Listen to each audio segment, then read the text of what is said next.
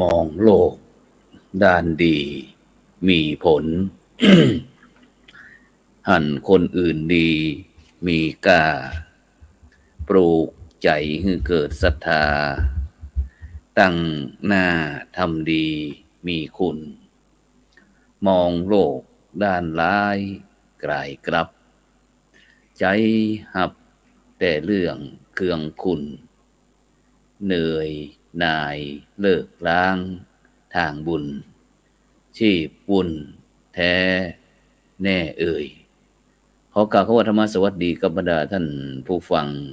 แล้วก็ท่านผู้ชมทุกท่านนะที่กำลังติดตามช่องธรรมะเป็นทีมทีวีออนไลน์ กลุ่มพระสงฆ์อุบาสกอุบาสิกา ร่วมกันเผยแผ่ธรรมะออนไลน์ไลฟ์สดตั้งจ้องทำเป็นทีม สถานีวิทยุ FM คลื่น 104.50 เมกะเฮิรตซ์วัดไฟหินจังหวัดเชียงใหม่ไลฟ์สดตั้ง Facebook ทั้ง YouTube ซึ่งบรรดาท่านผู้ฟังท่านผู้ชมก็สามารถที่จะร่วมเป็นกำลังใจโดยการกดติดตามกดไลค์กดแชร์เพื่อเป็นธรรมทานยิ่งแชร์นักก็ยิ่งได้บุญนักฉะนั้นก็ในค่ำคืนนี้ก็เป็นคืนวันอาทิตย์ที่8เดือนพฤษภาคมปีพุทธศักราช2565ซึ่งเก้ากับผมอัตมาภาพพระครูโสพลปริยัติก็ได้นำรายการเห็นธรรมเห็นเราเห็นธรรมมาพบกับบรรดาท่านผู้ฟังท่านผู้ชมเป็นประจำทุกคืนวันอาทิตย์เนาะซึ่งเขาก็จะจัดรายการด้วยกัน3วันคืนวันอาทิตย์นี้ก็20:00 นถึง3:00 นแต่เขาก็จัดวันศุกร์ศุกร์เสาร์อาทิตย์วันศุกร์นั้นก็จะเป็นรายการสังฆพัฒนาเพื่อประชาชนบทบาทพระสงฆ์ในยุค New Normal เนาะ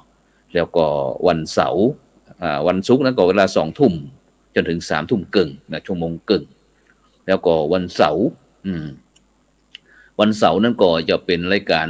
พระพุทธศาสนา4แผ่นดินซึ่งก็จะมีคณาจารย์จากช่องเป็นทีมของเขาบอกว่าจะเป็นหลวงพ่อพระครูสุจิตานุรัตน์ด็อกเตอร์ท่านอาจารย์พระมหาดวงทิพย์ปริยัติธานีด็อกเตอร์ปริญญาธรรม9ประโยคท่านอาจารย์พระมหาวรเชษฐ์มหาวิริโยปริญญาธรรม4ประโยคพร้อมถึงท่านอาจารย์ปุรวิทย์วันตาปริญญาธรรม7ประโยคอดีตนักบินก็ได้มาร่วมปูจาภาษาตั้งวิถีธรรมวิถีไทยวิถีพูดของเฮาโดยเฉพาะตึงบอกว่าจะเป็นตั้งเจียงลุงเจียงตุงเจียงใหม่เจียงแสนเจียงไฮเจียงทองที่ประเทศลาวก็มามาจากันแล้วก็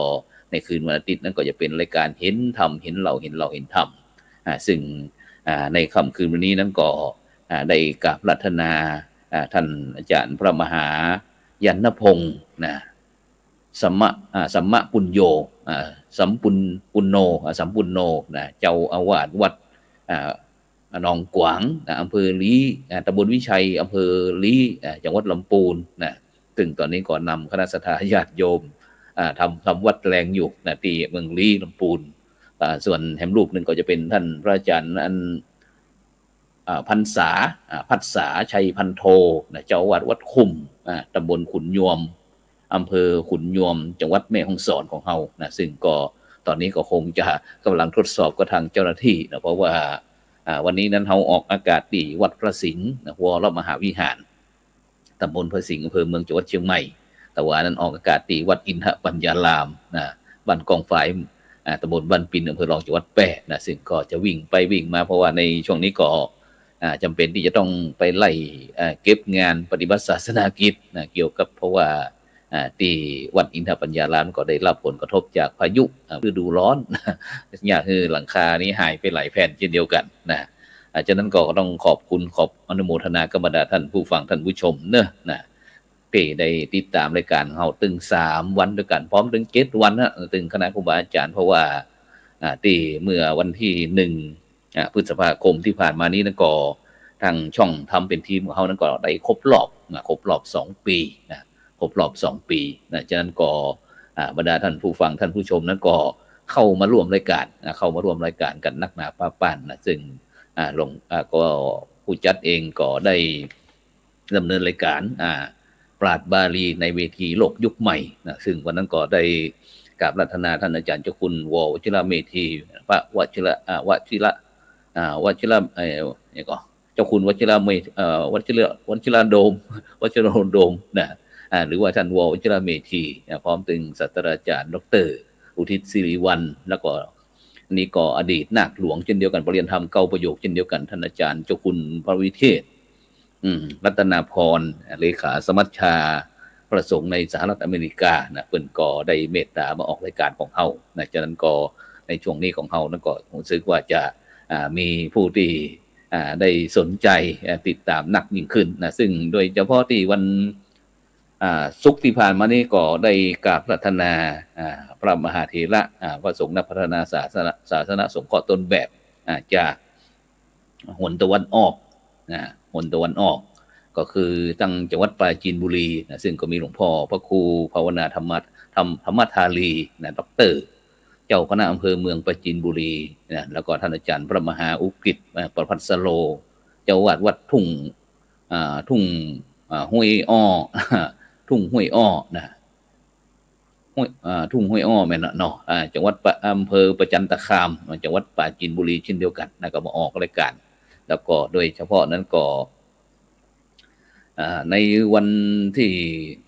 ใกล้วันสำคัญนี่เหลือวันนี้วันพระนะวันธรรมสนะวันแห่งการฟังธรรมนะฉะนั้นก็วันนี้ถือว่ามาออกอากาศที่เชียงใหม่นะฝนก็ตกเช่นเดียวกันบรรดาท่านผู้ฟังทั้งหลายนะฉะนั้นก็ในช่วงนี้ก็รักษาสุขภาพกายรักษาสุขภาพใจตัวนะเพราะว่าโควิดของเรานั้นก็ยังเป็นที่น่าวิตกกังวลในสังคมอยู่นะในสังคมอยู่ถึงแม้ว่าบอกว่าบางคนก็บอกว่ามันบ่แห้งนะอยู่ในช่วงจะเป็นในโลกประจำถิ่นไปละนะ ซึ่งเขาก็ต้องฟังหูไว้หูเพราะว่าในยุคปัจจุบันเนี่ยอัตหิอัตโนนาโถนะตนแลเป็นที่พึ่งของตนตัวอันนะซึ่งจะเขาจะเชื่อไฟนักก็บ่ได้นะอย่างฟังผู้จัดเองก็เช่นเดียวกันฟังรายการเขาเนี่ยว่าใจว่าฟังปุ๊บแล้วจะเชื่อปั๊บบ่แม่นนะฟังแล้วก็เอาไปพินิจพิจารณานะหาเหตุหาผลเนี่ยก่อนนะหาเหตุหาผลเนี่ยก่อนแล้วก็ก็ให้มาถ้าเขามั่นใจเขาหันว่ามันถูกต้องตามทำนองคองธรรมนะก็นำไปประพฤติปฏิบัตินะฉะนั้นก็ต้องขอบคุณนะอนุโมทนากับทุกท่านนะที่ส่งข้อความเข้ามาทางอินบ็อกซ์นะบอกว่าท่านอาจารย์คุณชาลีภูมิบุญนาคท่านอาจารย์พระครูโพธิวีรคุณเจ้าคณะอำเภอเมืองเกิดร้อยอันปทุมรัฐนะเมืองเกิดร้อยจังหวัดร้อยเอ็ดนะก็เปิ่นก็เข้ามาติดตามตลอดนะจากนั้นก็นอกจากคุณโยมชนัยบัวหอมนะคุณโยมยุพินแสนราชโสภาพระอาจารย์จตุรงค์ชูศรีนะคุณโอมนันทวินนะKN จากนั้นก็ต้องสาธุอนุโมทามิกับบรรดาท่านผู้ฟังทุกท่านดังนั้นก็บรรดาท่านผู้ฟังตอนนี้เขาก็จะไปรอผู้ร่วมรายการที่จะเข้ามาก่อนเพราะว่าในปัจจุบันนี้พระสงฆ์เขานั้นก็เริ่มมีการพัฒนาที่จะใช้สื่อออนไลน์บางท่านบางคนก็อาจจะคัดข้องสักน้อยหนึ่งแต่ก็สามารถเข้าได้ ก็เข้าได้อยู่ในจากนั้นก็ท่านผู้ฟังท่านผู้ชมก็สามารถที่จะร่วมเป็นกำลังใจนะโดยการกดติดตามกดไลค์กดแชร์นะหรือว่าส่งข้อความอินบ็อกซ์ อินบ็อกซ์มาตั้งข้อความนะซึ่งว่าท่านอาจารย์พระครูโพธิวิริคุณบอกว่าอากาศเปลี่ยนรักษาสุขภาพด้วยนะครับสาธุนะครับท่านอาจารย์พระครูก็เป็นสหธรรมนะครับถึงแม้จะอยู่ที่จังหวัดร้อยเอ็ดนะครับห่างไกลกันแต่ถึงแม้เขาจะร่างกายเขาจะห่างไกลกันนะครับแต่เขาก็อยู่ใกล้กันนะครับอยู่ใกล้กันนะครับใจอยู่ใกล้กันนะครับฉะนั้นก็สามารถที่จะกดไลค์กดแชร์นะเพื่อเป็นธรรมทานนะครับจริงแชร์นักก็ได้บุญนักนะครับหรือว่าจะร่วมนะครับบริจาคเป็นสาธารณกุศลนะครับชื่อบัญชีนั้นก็ออมบุญออมธรรมวันละบาทนะครับทางธนาคารไทยพาณิชย์นะครับทางธนาคารไทยพาณิชย์เลขที่บัญชีนั้นก็เลขที่บัญชีนั้นก็145นะครับ2447นะครับ00-8นะครับชื่อบัญชีนั้นก็พระไทยธรรมกิจพระมหาชันชัยพรหมประดิษฐ์นะครับพระอาจารย์จตุรงค์ชูศรีนะครับหรือว่าธนาคารกสิกรไทย เลขที่บัญชีก็376225นะครับ327-2นะครับชื่อพระมหาดวงทิพย์ปริยัติธารีนะครับฉะนั้นก็บรรดาท่านผู้ฟังท่านผู้ชมก็สามารถที่จะส่งร่วมเป็นกำลังใจนะครับหรือว่าจะเป็นค่าใช้จ่ายนะครับในด้านสถานีด้วยก็ได้นะครับเพราะว่ารายการธานีของเฮานี่ก็เป็นรายการที่เพื่อนะครับที่จะยกย่องนะครับประชาสัมพันธ์นะครับคณะครูบาอาจารย์ต่างๆกับที่ได้ปฏิบัติศาสนกิจนะครับเพื่อมวลมหาชนนะครับเพื่อชนหมู่มากนะครับบ่ได้เลือกตีฮักมักตีจังนะครับฉะนั้นเฮาก็จะกราบนิมนต์นะครับคณะครูบาอาจารย์ต่างๆนะครับมาออกรายการเฮามาแลกเปลี่ยนเรียนรู้นะครับประสบการณ์ด้วยกันนะครับฉะนั้นก็โดยเฉพาะบรรดาท่านผู้ฟังที่ได้ติดตามครบรอบ2 ปีนะช่องทำเป็นทีมที่ผ่านมากับท่านอาจารย์เจ้าคุณพระวิเทศรัตนาพรนะก็ได้ส่งของขวัญ นะครับตอนนี้ยังบ่ถึงมือพระครูโสพลเตื้อนะครับยังบ่ถึงมือของพระครูโสพลเตื้อนะครับฉะนั้นก็บรรดาท่านผู้ฟังท่านผู้ชมก็เตรียมรับรางวัลเด้อนะว่าจะมีกฎข้อแม้ว่าจะใดนะ เพราะว่าของรางวัลนั้นก็นักหนาป้านเช่นเดียวกันนะครับแต่ก็มีคนที่จำนวนมากนะที่เข้ามาร่วมรายการของเฮานะตั้งที่ตึงกดไลค์กดแชร์พ่องบ่ได้กดเข้าแล้วก็บ่ได้กดพ่องอีนะ นี่ก็ท่านอาจารย์ดร.วิสิตผู้ช่วยศาสตราจารย์ดร.วิสิตทิตวิสิทธิ์โทนะครับนี่ก็บอกว่าท่านอาจารย์พระครูตัดสินใจหรือยังครับ เดี๋ยวก็จะไปเปิ่นจวนไปเรียนปริญญาเอกสาขาปรัชญาสาขาวิชาปรัชญานะซึ่งก็จะเป็นรุ่นพิเศษนะที่จะนิมนต์เจ้าคณะพระสังฆาธิการพระสงฆ์นักพัฒนาต่างๆเนี่ยนะใจหลักสูตร3 ปีนะซึ่งก็จะเป็นหลักสูตรพิเศษเพื่อที่จะแลกเปลี่ยนเรียนรู้เอาประสบการณ์ของพระสงฆ์นักพัฒนาต่างๆนี่มาเรียนในสาขาศาสนาวิชาปรัชญานะฉะนั้นก็คงจะจำเป็นที่จะต้องพัฒนาเช่นเดียวกันก็จะต้องจำเป็นที่ต้องพัฒนาเช่นเดียวกันนะฉะนั้นก็บรรดาท่านผู้ฟังท่านผู้ชมนะครับก็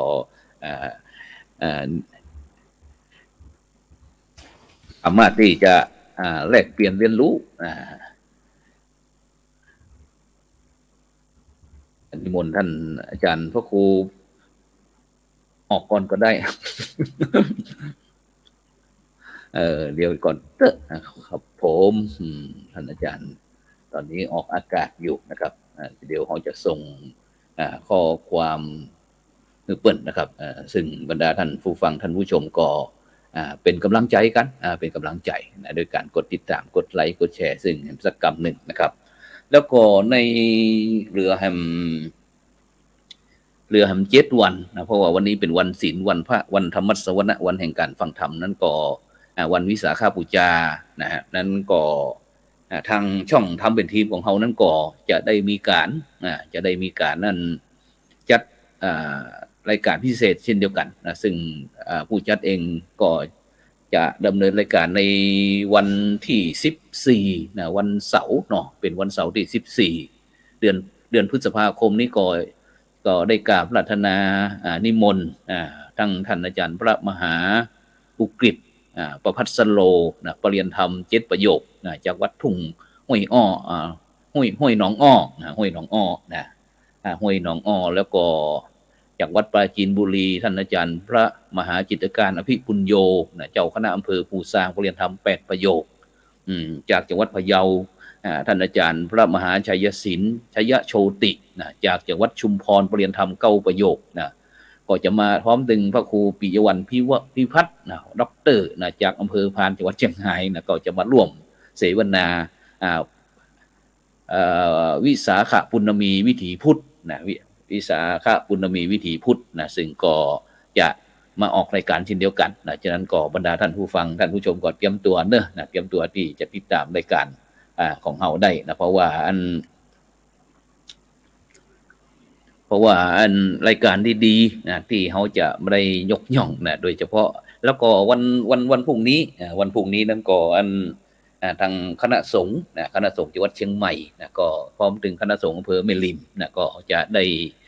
มีการบำเพ็ญบุญบำเพ็ญกุศลหลวงพ่อพระครูปัญญาวิเชียรอดีตเจ้าคณะอำเภอแม่ริมจังหวัดเชียงใหม่ของเฮาซึ่งได้มรณภาพซึ่งก็ได้บำเพ็ญบุญบำเพ็ญกุศลครบวันพรุ่งนี้ก็7 วันก็จะได้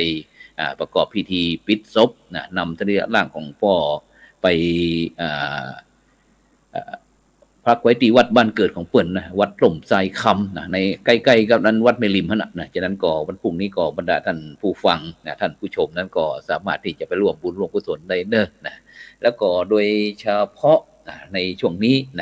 แล้วก็มีโครงการบวช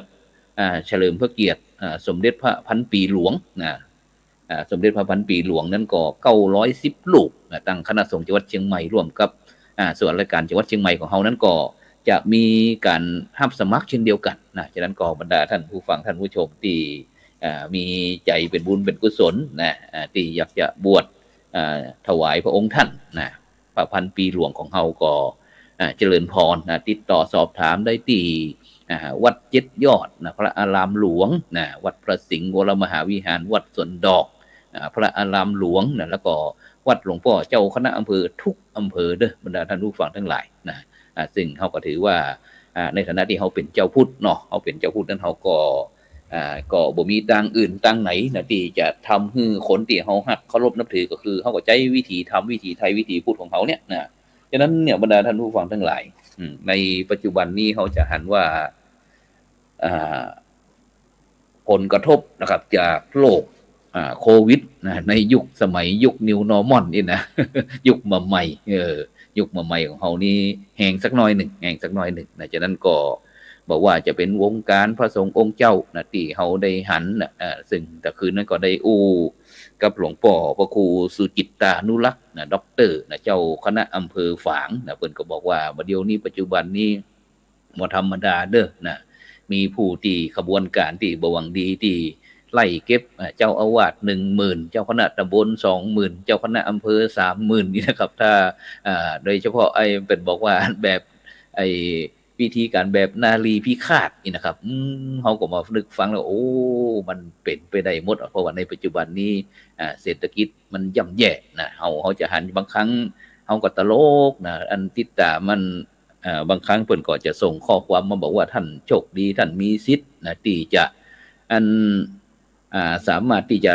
กู้ได้ต่ออันต่ออีถึง9แสนก็มี เกือบล้านบอกว่าถ้านี่ก็กดเข้ามาเลยนี่นะโอ้ว่ากูวันนี้ทั้งที่ว่าบ้านเมืองเขานี่มันจะได้กันนักกันหนาซึ่งความจริงเขาก็มีเจ้าหน้าที่อย่างต่างแต่ละฝ่ายแต่ละอย่างเนี้ยมันเปิดอยู่มาเกิดขึ้นได้ฉะนั้นก็จะต้องเอาใจใส่เป็นธุระเป็นภาระเพราะว่าในปัจจุบันเนี้ยในสังคมบ้านเฮานี่มันจะคือความสำคัญเรื่อง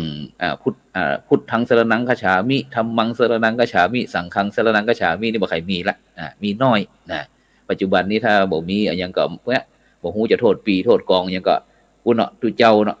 ตุเจ้าพระสงฆ์องค์เจ้า เผยแพร่บ่เผยแพร่มั่วเจ้าเอนเพนนอนกลางวันพักผ่อนแม่คืนหยอกมาอย่างพองอีนะจีพระเพิ่นก็จะว่ากันไปเพราะว่าบ่ฮู้จะไปลงที่ไหนบ่ฮู้จะไปลงที่ไหนฉะนั้นก็ไปลงที่ตุเจ้าถึงบ่ฟ้องร้องอีกนะ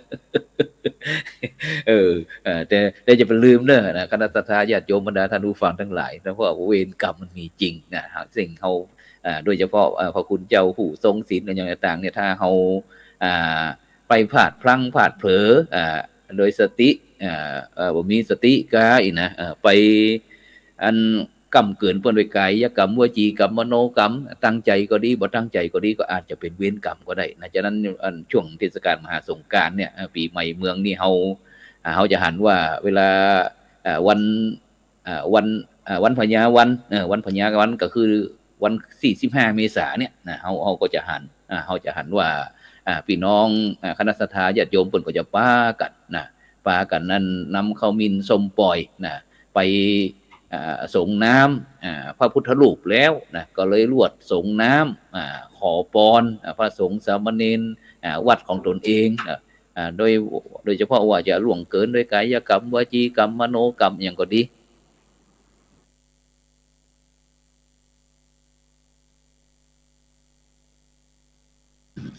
นะครับ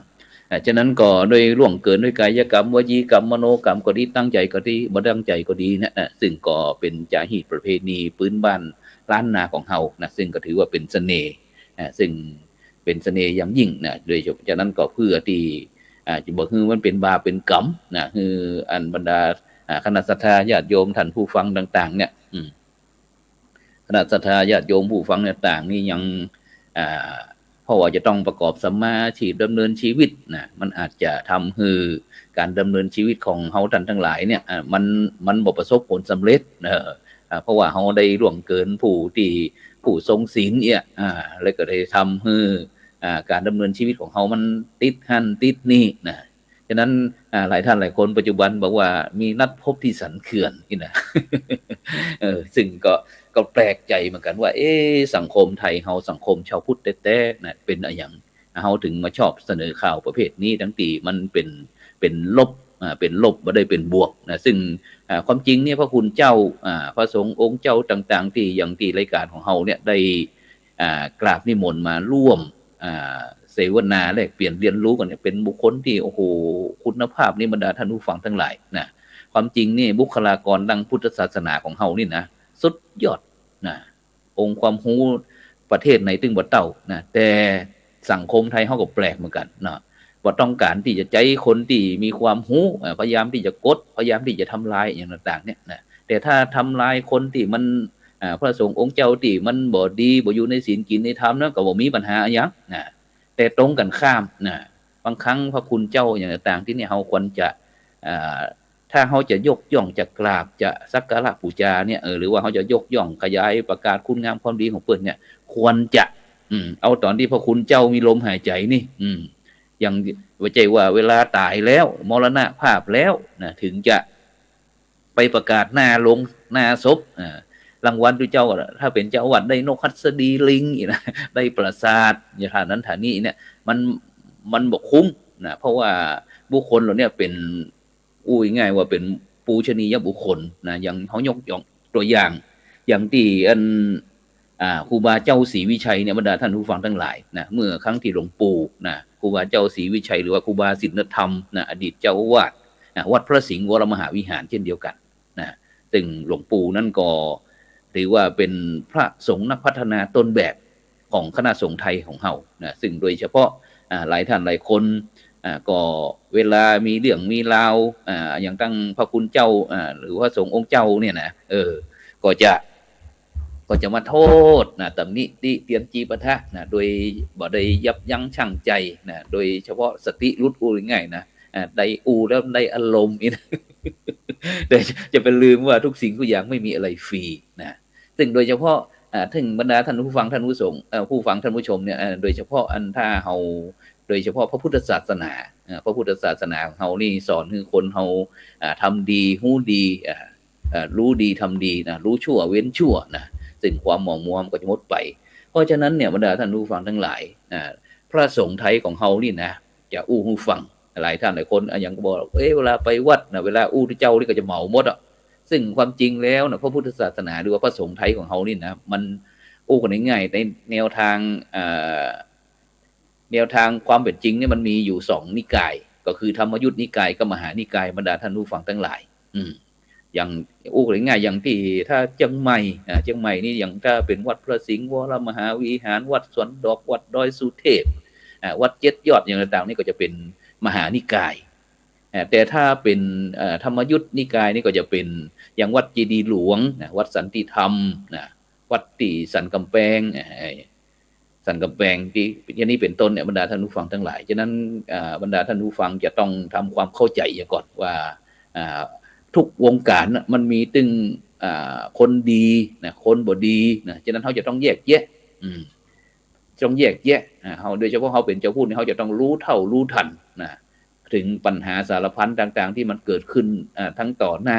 ในขณะที่เกิดขึ้นแล้วก็หลังจากที่เกิดขึ้นแล้วนะสิ่งที่จะทำให้หมู่เฮาได้มาพิจารณาก็คือเรื่องความมีสตินะส สติมาโตสทาพัฒถังคนมีสติเจริญทุกเมื่อเจริญจะใดก็เจริญก็คือเรื่องความดีคุณงามความดีต่างๆนั่นแหละนะเพราะว่าคนมีสติมันบอกพลั้งเผลอบอกผิดพลาดนะแล้วก็บ่ได้สร้างอู้ง่ายๆบ่สร้างกรรมเก่าจดใจกรรมเก่าแล้วก็บ่ได้สร้างกรรมใหม่นะขึ้นจะนี้เป็นต้นเพราะฉะนั้นเนี่ยบรรดาท่านผู้ฟังทั้งหลายนะในแห่งบ่กี่วันนี้นะวันสำคัญในทางพระพุทธศาสนาของเฮาก็จะถ้าวันสำคัญทางพุทธศาสนาของเฮาเนี่ยมีด้วยกันตั้งแต่วัน มาฆบูชามาฆบูชานี่เพ็ญเดือน3วิสาขบูชานี่เพ็ญเดือน6อาสาฬหบูชาเพ็ญเดือน8ก็เป็นเดือน10แล้วเนาะก่อนเข้าพรรษาเดือน8เนาะเดือน3เดือน6เดือน8เพราะฉะนั้นเนี่ยวันสำคัญต่างๆแล้วน้องจันก็เป็นวันอัฐมีบูชาวันอัฐมีบูชาแห่งกรรมหนึ่งนะฉะนั้นเนี่ยบรรดาท่านผู้ฟังทั้งหลายในฐานะที่เฮาเป็นเจ้าพุทธนะเป็นเจ้าพุทธเฮาก็จะต้องทำหน้าที่ของเจ้าพุทธของเฮาโดยเฉพาะในปัจจุบันเนี่ยเป็นช่วงที่เหมาะสมอย่างยิ่งนะที่จะได้พิสูจน์ความเป็นเจ้าพุทธว่าเฮาเป็นเจ้าพุทธแท้หรือว่าเจ้าพุทธเทียมนะของแท้ก็ของแท้มันจะต้องทนต่อการพิสูจน์บรรดาท่านผู้ฟังทั้งหลายแต่ไม่ใช่ว่าทนนิ่งซะจนบ่สนใจทุกสิ่งทุกอย่างแต่ทนต้องดูด้วยเหตุด้วยผลมีกว่านั้นพรหมวิหาร4นะเข้ามาใจนะเอาเข้ามาใจมาพินิจพิจารณาถึงเหตุถึงผลอะไรอย่างต่างๆแล้วก็ได้เอาไปใจอย่างในการดำเนินชีวิตของตนเองอย่างแท้จริงโดยเฉพาะในปัจจุบันเนี่ยในปัจจุบันในช่วงสถานการณ์2ปีมันนะปัจจุบันนี้วันนี้ก็เดินทางมาจากจังหวัดแพร่ก็น้ำมันขึ้นพวดบรรดาท่านผู้ฟังทั้งหลายแต่ก่อนนี้ถ้าถังหนึ่งอาจจะปันหนึ่งเดี๋ยวนี้จะต้องขึ้นเป็นปัน2ปัน3มื้อนึงซึ่งเขาก็บอกว่ากันนะใครเนี่ยจะได้ก็ได้ฉะนั้น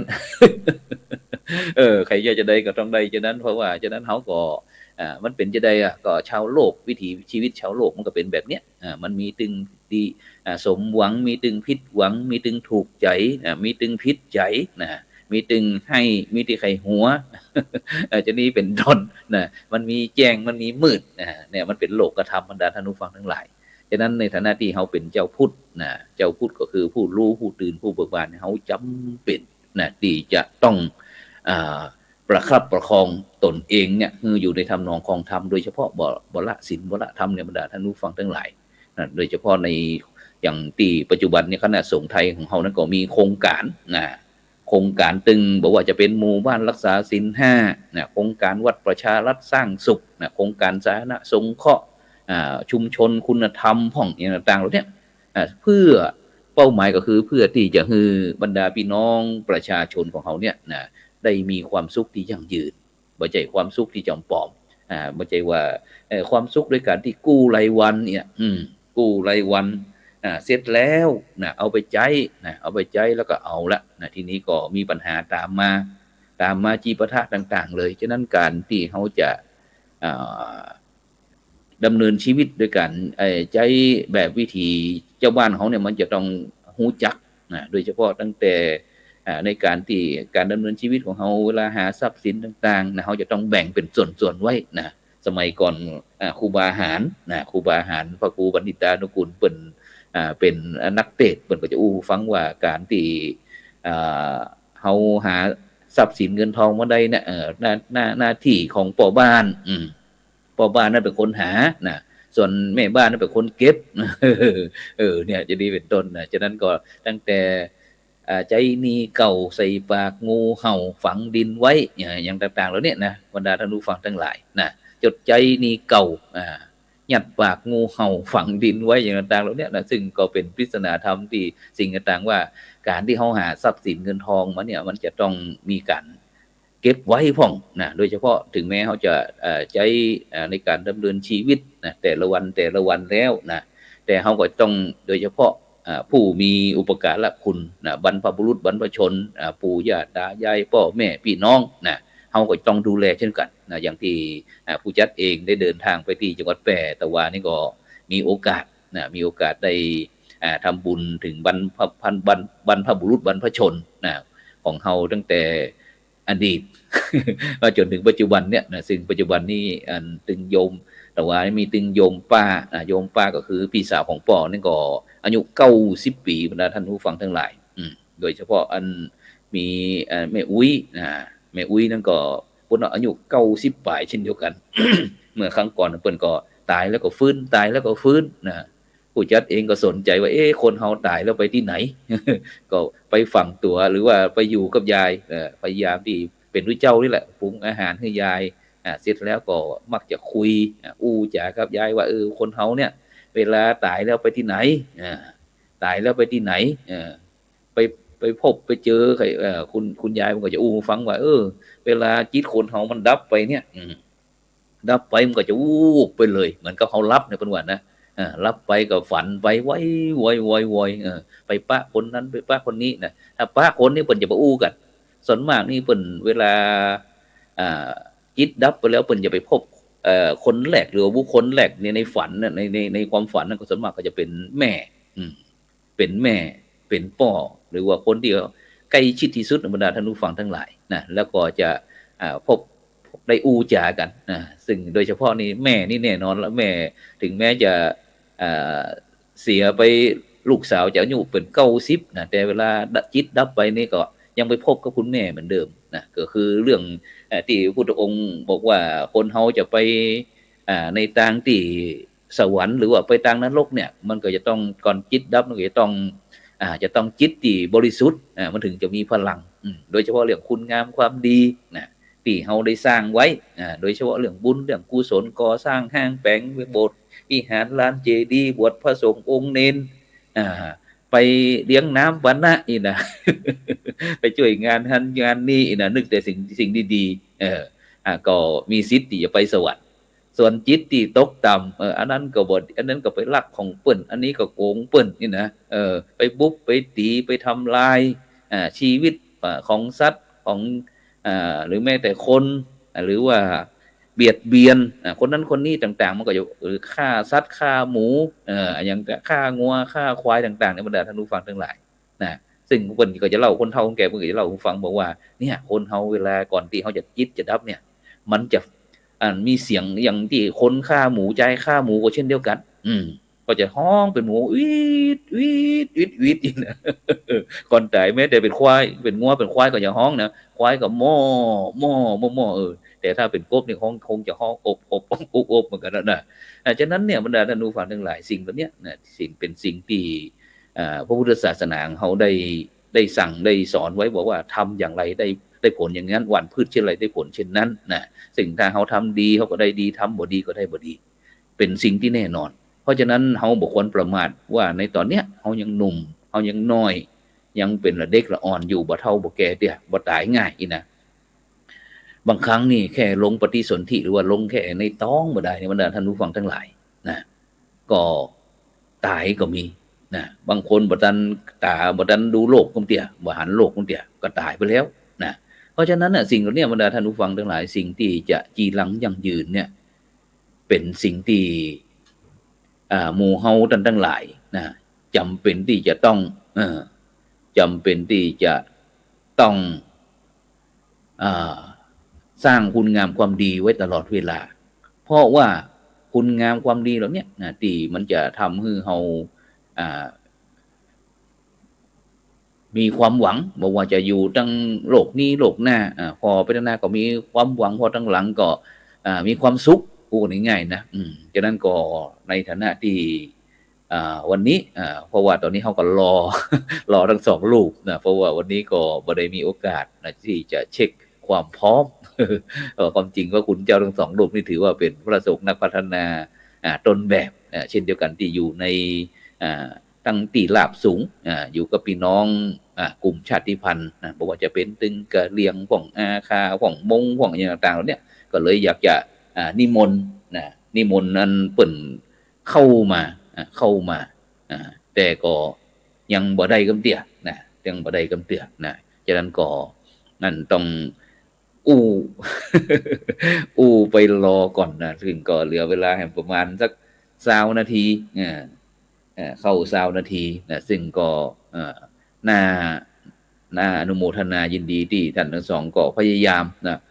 ส่วนผู้จัดเองก็บ่สามารถที่จะช่วยได้นะต้องอาศัยเจ้าหน้าที่นะเพราะว่าผู้จัดเองก็จะต้องนั่ง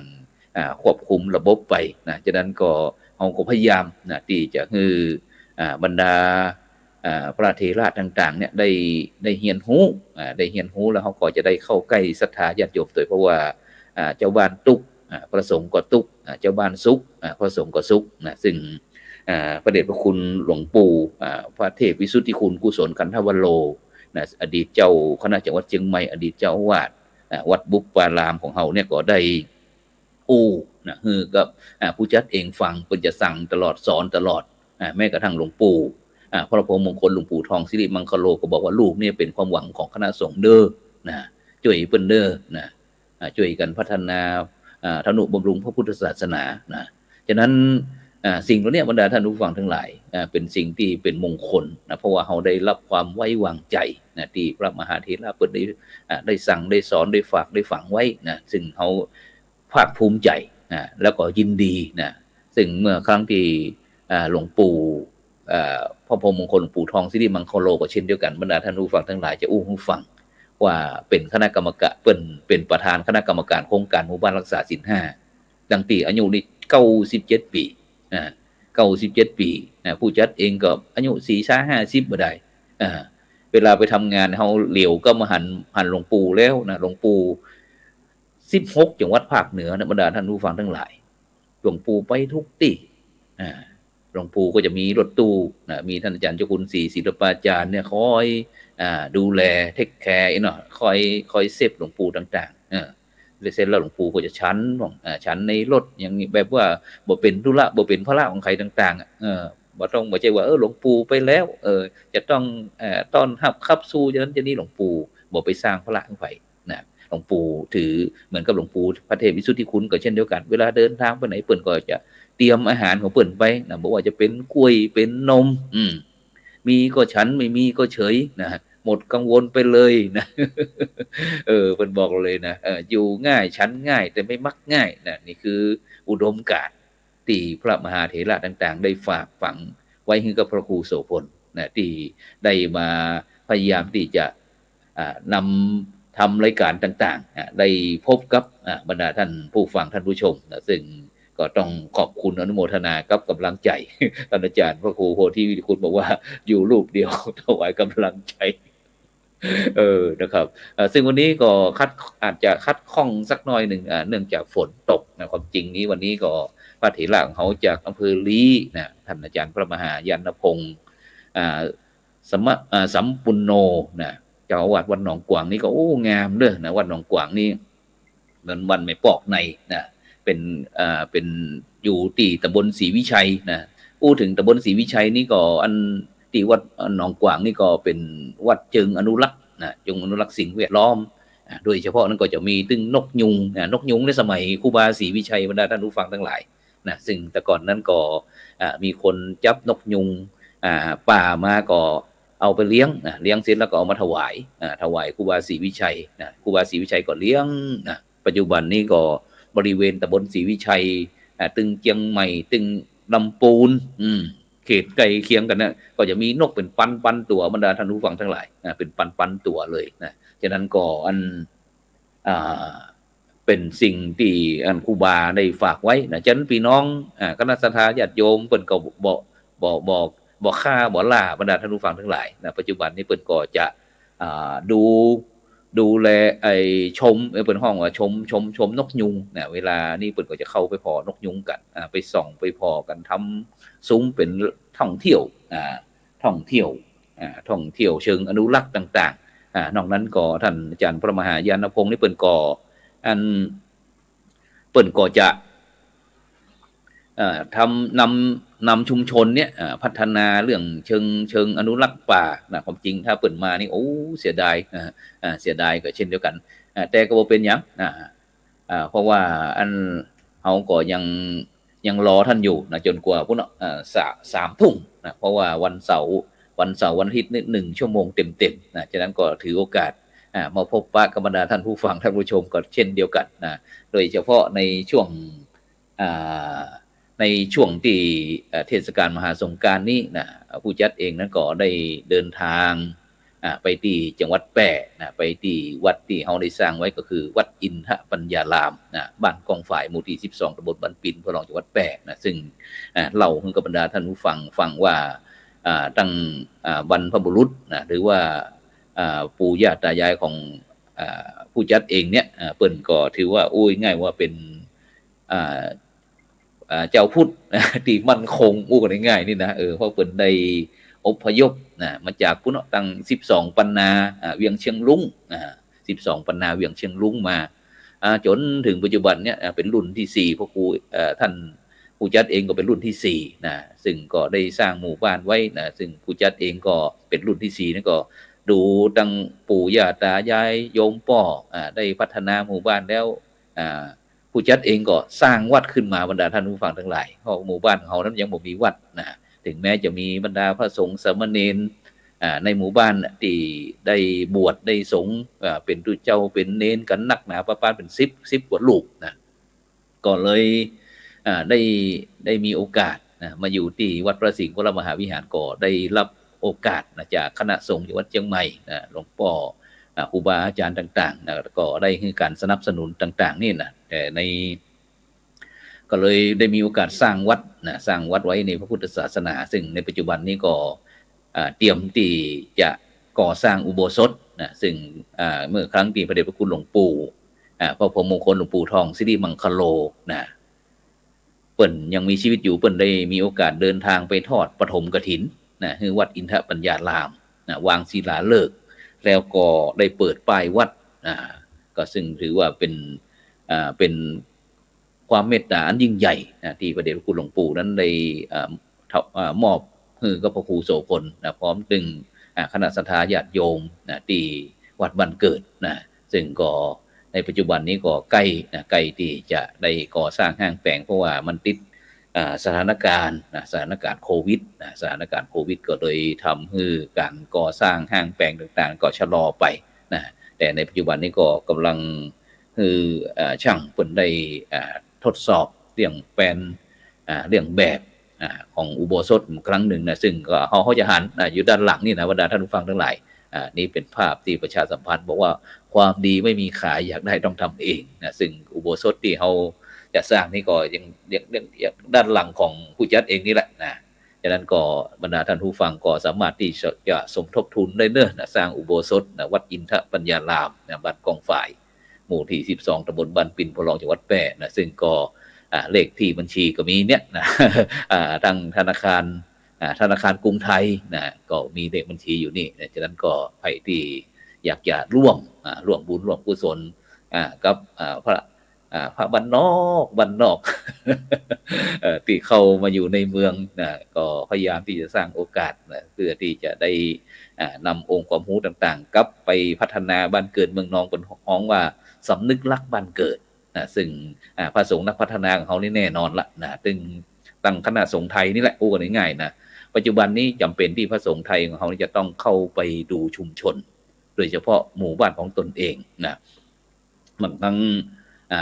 การที่เขาออกไปศึกษาเราเรียนอย่างต่างๆตามเมืองใหญ่ๆเสร็จแล้วบางลูกบางท่านก็มีภารกิจศาสนกิจต่างๆก็บ่ใครกลับ บ่ใครมีโอกาสกลับบ้านเกิดเมืองนอนบางครั้งกลับไปบ้านแล้วนะก็ยังคนรุ่นหลังบ่ฮู้จักก็มีบรรดาท่านผู้ฟังทั้งหลายนะฉะนั้นก็ความชีวิตความเป็นพระสงฆ์องค์เจ้านี่ก็น่าอีดูเหมือนกันนะถ้าเป็นหมู่บรรดาท่านผู้ฟังทั้งหลายก็โอ้โหน่าจะแต่พระสงฆ์องค์เจ้านี่เป็นผู้ที่เสียสละนะมีจิตอาสาง่ายมีอุดมการณ์นั้นยิ่งใหญ่โดยเฉพาะเชื่อเรื่องบุญและบาปทำดีได้ดีทำบ่ดีได้บ่ดีต่างๆเนี่ยนะฉะนั้นก็เพื่อความสุขที่ยั่งยืนนะความสุขที่แท้จริงที่ยั่งยืนบ่ใช่ความสุขเพียงลมๆแรงๆนะฉะนั้นก็ปัจจุบันนี้เขาก็จะหันสถาบันของสงฆ์เขาเนี่ยเป็นที่พึ่งของคณะสัตยาญาติโยมซึ่งโดยเฉพาะในปัจจุบันเนี่ยบรรดาท่านผู้ฟังทั้งหลายบทบาทของพระสงฆ์องค์เจ้าของเขานั้นก็หนักหนาปาปานเนอะนะในปัจจุบันเนี่ยโดยเฉพาะในช่วงวิกฤตของโลกเนี่ยประเทศไทยเขานี่ถือว่าโชคดี แต่ก่อนนี้เขาจะหันว่าพระสงฆ์องค์เจ้าของเขาเนี่ยพระสงฆ์องค์เจ้านี้ก็เวลาในการที่ปฏิบัติศาสนกิจนะเขาก็จะปฏิบัติศาสนกิจแต่ในวัดนะก็คือมีการสวดมนต์ไหว้พระนะแล้วก็เจริญจิตภาวนาเวลาคณะสัตยาญาติโยมนะเข้าวัดเข้าวาก็ฮือศีลฮือปอนผูกไม้ผูกมือนะฮือศีลฮือปอนพ่นน้ำมนต์พ่องอย่างพ่องต่างๆเนี่ยเจ้าเอี้ยนะแต่ในปัจจุบันเนี่ยบรรดาท่านผู้ฟังทั้งหลายจำเป็นที่พระสงฆ์จะต้องออกในเข้าไปชุมชนต่างๆในหมู่บ้านต่างๆฉะนั้นเนี่ยบรรดาท่านผู้ฟังทั้งหลายนะอย่างภารกิจนะของคณะสงฆ์ไทยของเฮานี่นะมันมีตึง6 ด้านนะ6 ด้านบวก1นะเพิ่นบอกนะปัจจุบันนี่นะบอกว่าจะเป็นเรื่องการปกครองการเผยแพร่การศึกษานะการศึกษาสงเคราะห์การสาธารณสงเคราะห์การสาธารณูปการนะซึ่งโดยเฉพาะเราเนี่ยแล้วก็เรื่องการที่พัฒนาพุทธมณฑลนะพัฒนาพุทธมณฑลเนี่ยแต่ละจังหวัดนั่นนะมันเป็นพุทธมณฑลพุทธศาสนาโลกนะฉะนั้นในปัจจุบันนี้ในการที่โดยเฉพาะในการบทบาทของพระสงฆ์ในปัจจุบันเนี่ยเขาก็จะหันเปลี่ยนแปลงไปโดยเฉพาะเรื่องการสาธารณสงเคราะห์ที่ในปัจจุบันในสถานการณ์วิกฤตของบ้านเมืองของเขาเนี่ยพระสงฆ์นี่มีความสำคัญนะแม้กระทั่งเป็นตึงตียาซึก เวลาคนทะเลาะเบาะแว้งกันนะพิษเถียงกันก็มาตกลงมามาจากับตุลุงตุอาวหลวงป่อหลวงปี่หลวงน้องต่างๆมาปรึกษาหารือนะแล้วก็เมื่อได้ข้อตกลงคือสัญญากันแล้วก็แยกย้ายกันไปอย่างนี้เป็นต้นบรรดาท่านผู้ฟังทั้งหลายแล้วก็โดยเฉพาะ เวลาในปัจจุบันนี้ในสถานการณ์โควิดนี่วัดทุกวัดในประเทศไทยของเขาก็เตรียมความพร้อมที่จะคือคณะสัตยาญาติโยมที่บ่มีที่พักบ่มีที่ปึกเวลาได้รับผลกระทบจากการระบาดของโควิดอย่างต่างๆเหล่านี้ฉะนั้นคณะสงฆ์ไทยเรามีความพร้อมบรรดาท่านผู้ฟังทั้งหลายปัจจุบันนี้มีกระทั่งพระคีลานุปถากพระอสวนะพระอาสาสมัครสาธารณสุขในวัดนะซึ่งเป้าหมายนั้นก็ตามธรรมนูญสุขภาพของคณะสงฆ์ไทยของเขาก็เพื่อที่จะพระนี้มีความรู้ในการที่จะดูแลผู้ป่วยเบื้องต้นโดยเฉพาะหลวงปู่หลวงพ่อหลวงน้าอย่างต่างๆที่สูงอายุป่วยติดเตียงพ่องอย่างพ่องเนี่ยนะแล้วก็จะต้องมีคอยคนดูแลนะแต่ถ้าโดยเฉพาะซึ่งก็ลำบากถ้าบอกมีลูกมีหลานก็จะเป็นปัญหาต่อไปฉะนั้นก็คณะสงฆ์ไทยเขาก็เลยมีโครงการพระอบรมพระกีฬานุปถากพระอสวนะขึ้นมาเพื่อที่จะได้ช่วยบำบัดทุกข์บำรุงสุขตรงนี้นะซึ่งพระสงฆ์เจ้าเขาก็ดีแสนดีหลังจากที่ได้ดูพระคุณเจ้าในวัดแล้วนะในสถานการณ์โควิดนี้ไปร่วมกับโรงพยาบาลส่งเสริมสุขภาพประจำตำบลพ่องนี่นะตั้งอสมพ่องนะเข้าไปดูแลตั้งผู้ป่วยติดเตียงผู้สูงอายุนะผู้ที่อยู่บ้านคนเดียวเป็นโรคเศร้าซึมพ่องอย่างต่างๆเนี่ยสังคมของเฮาเนี่ยบรรดาท่านผู้ฟังทั้งหลายเป็นสังคมที่วิถีธรรมวิถีไทยวิถีพุทธเป็นสังคมที่หาในโลกไม่มีฉะนั้นคนไทยของเขาจะต้องภาคภูมิใจในความเป็นไทยตรงนี้นะเพราะเขามีสถาบันหลักก็คือชาติศาสนาพระมหากษัตริย์ที่คอยเป็นหลักชัยเป็นที่ปึ้งยามที่เฮามันสุดยามที่เฮามันเซเนี่ยนะฉะนั้นสังคมไทยเขาจะต้องอนุบำรุงไว้นะเพราะว่ามันเป็นต้นทุนที่สิ่งที่จะทำให้หมู่เฮาอยู่ก็มีหวังไปตั้งพอตั้งหน้าก็มีหวังพอตั้งหลังก็มีความสุขเนี่ยเพราะว่าเฮามีต้นทุนไว้โดยเฉพาะเรื่องบุญเรื่องกุศลคุณงามความดีต่างๆเนี่ยความดีไม่มีขายอยากได้ต้องทำเองเฮามานึกถึงหลวงปู่ครูบาเจ้าศรีวิชัยของเฮาเนี่ยบรรดาท่านผู้ฟังทั้งหลายผู้จัดเองเกิดมาบ่ฮู้จักครูบาศรีวิชัยบ่เคยหันแต่เป็นอย่างถึงเคารพกราบสักการะบูชายกย่องครูบาเปิ้นเพราะศีลเพราะธรรม เพราะคุณงามความดีต่างๆฉะนั้นเนี่ยหมู่เฮาอ่าอยากที่จะอยู่คือคนไม่รู้จักลืมจดจำไปตลอดชีวิตก็คือเรื่องการทำคุณงามความดีฉะนั้นเฮาอย่าไปแล้งน้ำใจมีอย่างที่เขาจะช่วยเหลือเกื้อกูลคือพี่น้องบ้านใกล้ยันเคียงญาติพี่น้องมิตรเกี่ยวสหายคำบ้านเหนือบ้านใต้เขาทำไปเลยบ่ต้องไปกลัวเสียเปรียบบ่ต้องไปกลัวคนนั้นคนนี้ที่จะต้องจนมารู้สึกว่าตัวเองถูกเป็นคนบ่ฉลาดก้ายนะเป็นคนที่ถูกเขาใจตลอดอย่าคิดแบบนั้นนะเพราะว่ามันเป็นการสร้างคุณงามความดีของเขาเพราะว่าในวิกฤตมันมีโอกาสที่ท่านฉะนั้นเฮาเป็นเจ้าคุณเฮาจะต้องมีความเชื่อมั่นในพระรัตนตรัยคือการโดยเฉพาะเรื่องการทำคุณงามความดีต่างๆจะต้องทำเรื่อยๆแม้แต่เป็นพระสงฆ์องค์เจ้าเช่นเดียวกันบรรดาท่านผู้ฟังทั้งหลายไม่ใช่แต่เฉพาะที่จะต้องมาฮือคณะมีแต่ประชาสัมพันธ์กล่าวคือคณะสัทธาญาติโยมทำอีกนะแต่เฮาก็ต้องทำเช่นเดียวกันแม้แต่ผู้จัดเองก็ต้องทำเพราะวันนี้ก็คงจะต้องขอสุมาอภัยกับบรรดาท่านผู้ฟังท่านผู้ชมเพราะว่าท่านแขกรับเชิญผู้ร่วมรายการทั้งสองรูปก็คงจะเข้าบ่ได้แน่นอนละแต่ก็ไม่เป็นไรบอกเป็นอย่างเดี๋ยวเขาเข้ามาเพราะว่าเทคโนโลยีสมัยใหม่เนี่ยต่างๆแล้วเนี่ยมันเป็นสิ่งที่มันปรับปรุงรวดเร็วขนาดนักมีการเปลี่ยนแปลงทุกนาทีทุกชั่วโมงทุกวันทุกเดือนทุกปีฉะนั้นเราเป็นคนรุ่นใหม่จะต้องรู้เท่ารู้ทันต่อเหตุการณ์ที่จะเกิดขึ้นซึ่งโดยเฉพาะบอกว่าเรื่องการดำเนินชีวิตการครองชีพก็จำเป็นที่จะต้องดำรงตนด้วยตนเองอัตหิอัตโนนาโถฉะนั้นก็ต้องขอบคุณนะครับอนุโมทนาถึงท่านอาจารย์พระครูโพธิวิเดชคุณพระอาจารย์สาธิตธีระปัญโยคุณโยมเกษรวงมูลคุณโยมสาวลักษณ์อภิวงศ์นี่ก็บอกว่าไว้สาท่านพระครูชมอยู่สาธุสาธุสาธุเจริญพรคุณโยมอาลีคุณโยมอ้อยคุณโยมเอมออนคุณโยมรัศนันคุณประดุงคุณโยมเอมออนคุณชลาลินคุณโยมธัญญาทองอิ่มคุณโยมชนัยคุณโยมยุพินท่านพระอาจารย์จตุรงค์พร้อมถึงทุกผู้ทุกคนที่ได้ส่งข้อความเข้ามาวันนี้ก็ต้องขอสุมาตัวเพราะว่าวันนี้เดินทางกลับจากจังหวัดแพร่แล้วก็บ่ได้ทดสอบกับคณะครูบาอาจารย์ของเขาซึ่งก็บ่เป็นอย่างวันนี้ก็ถือว่ามาพบปะหลังจากที่เสร็จจากเทศกาลมหาสงกรานต์ปีใหม่เมืองเนาะฉะนั้นก็เฮาเตรียมพบกันใหม่ๆในช่วงวันวิสาขบูชาก็คือเทศกาลวิสาขบูชาก็สัปดาห์ส่งเสริมนี่ก็จะต้องเริ่มตั้งแต่ประมาณวันที่10เนี่ยบรรดาท่านผู้ฟังทั้งหลายวันที่10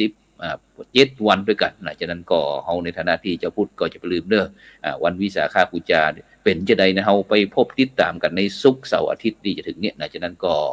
ในค่ำคืนวันนี้ก็เวลาหมดเวลาจำเป็นที่จะต้องนำรายการเห็นธรรมเห็นเหล่าเห็นธรรมจากบรรดาท่านผู้ฟังไปก่อนเพราะว่ารอมา1 ชั่วโมงกับคณะครูบาอาจารย์ของเราซึ่งท่านพระอาจารย์พันษาใช้จากวัดคุมอำเภอขุนยวมจังหวัดแม่ฮ่องสอนนะครับแล้วก็ท่านอาจารย์พระมหายานพงศ์นะครับสัมปุณโญนะครับจากวัดหนองกวางอำเภอลีจังหวัดลำพูนนะครับจากนั้นก็ยกยอดไปเป็นวันอาทิตย์หน้าก็แล้วกันจะต้องขอสุมาอภัยกับบรรดาท่านผู้ฟังจะตั้งหลายตัวจากนั้นก็ในค่ำคืนนี้ก็รับฝันดีมีเงินใจไร้โลคาพยาธิ